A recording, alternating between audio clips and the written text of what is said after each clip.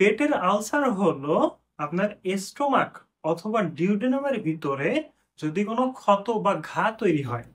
আপনার যখন পেটের ভিতরে ঘা থাকবে, ক্ষত থাকবে, আপনি যখন খাবার খাবেন অনেক বেশি জ্বালা যন্ত্রণা তৈরি হবে, পেট ব্যথা করবে।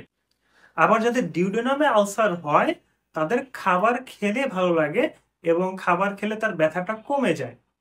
তো এই আলসার বা পেটের আলসারটা দুটি কারণে হয়ে থাকে।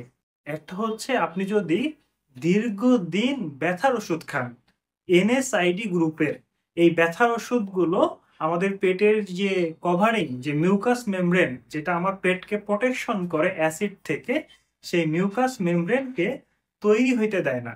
যার ফলে আপনার শরীরে যখন অ্যাসিড সিক্রেশন হয় স্টোমাকে, সেই অ্যাসিডটাই আপনার পেটে ক্ষতি করে ফেলে বা ক্ষত করে ফেলে।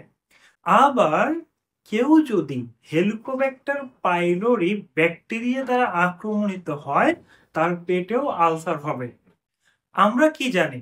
আমরা জানি খাবারের ভিতরে ব্যাকটেরিয়া ভাইরাসকে মারার জন্য পেটে কিন্তু অ্যাসিড তৈরি হয়।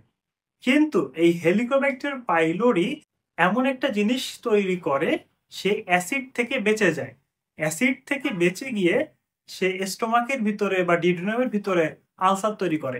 অর্থাৎ আমার অ্যাসিডটা সব ব্যাকটেরিয়া ভাইরাসকে মারলেও এই হেলিকোব্যাক্টার পাইলোরি ব্যাকটেরিয়াকে মারতে পারে না।